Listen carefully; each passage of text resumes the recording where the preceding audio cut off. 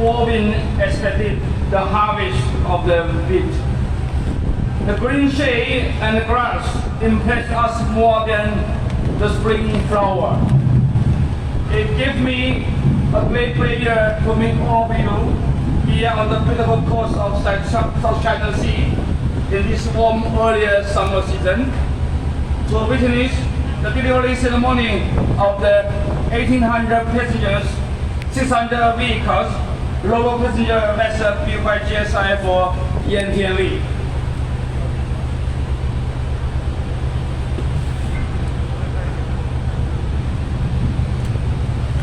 Since the establishment of diplomatic ties between China and Algeria in December 1958, these two countries have forged profound friendship and bilateral friendly cooperation in various fields has been deepened and strengthened.